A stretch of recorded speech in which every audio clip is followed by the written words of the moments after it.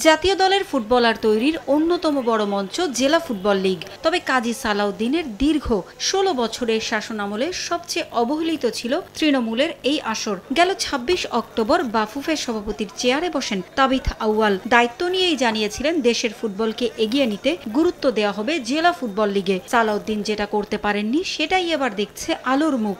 নতুন সভাপতি বাধ্যতামূলক করেছেন জেলা ফুটবল লীগ। বাফুফের জেলা ফুটবল লীগের প্রথম সভা শেষে এই সিদ্ধান্তের কথা জানিয়েছেন কমিটির চেয়ারম্যান ইকবাল হোসেন। প্রতিটা ডিস্ট্রিক্টকে লিগ খেলতে হবে, first division second division league খেলতে হবে, এটা আমরা বাধ্যতামূলক করে দিব।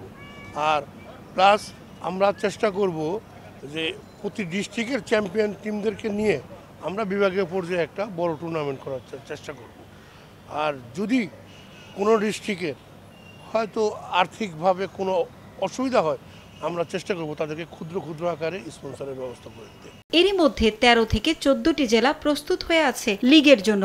আকর্ষণীয় আয়োজনের জন্য নানা উদ্যোগের কথাও জানিয়েছে জেলা ফুটবল লীগ কমিটি। যেসব জেলায় আয়োজনের সমস্যা হবে সেখানে পৃষ্ঠপোষকতারও আশ্বাস দেন তিনি। প্রয়োজনে অ্যাডহক কমিটি করে হলেও লিগ শুরু করবে বাফুফে। চেষ্টা করব যে যেসব জেলাগুলোর মধ্যে এখনো পূর্ণাঙ্গ কমিটি নেই, আমরা প্রেসিডেন্ট আসলে তার সাথে কথা বলে হয়তো ওইখানে আমরা অ্যাডহক কমিটি করে দিয়ে আমরা লিগ খেলানোর চেষ্টা করব। বাংলাদেশ প্রিমিয়ার লিগ ফুটবলে মাঠ নিয়ে হয়েছে নানা সমালোচনা। তবে জেলা ফুটবল লিগে মাঠ প্রস্তুত রাখতে এরই মধ্যে পদক্ষেপ নিয়েছে কমিটি। প্রতিটা ডিস্ট্রিক্টের ডিসিদের সাথে কথা বলবো, মাঠ নিয়ে যদি কোনো সমস্যা হয় আমরা চেষ্টা করব ওইখানে গিয়ে সরাসরি কথা বলার জন্য। প্রাথমিকভাবে মাগুরা, নড়াইল, পঞ্চগড়, ঠাকুরগাঁও, মাদারীপুর, ফরিদপুর, সিলেট, ময়মনসিংহ, নারায়ণগঞ্জ, গাজীপুর, দিনাজপুর ও সুনামগঞ্জ জেলায় লিগ শুরুর উদ্যোগ নেওয়া হয়েছে।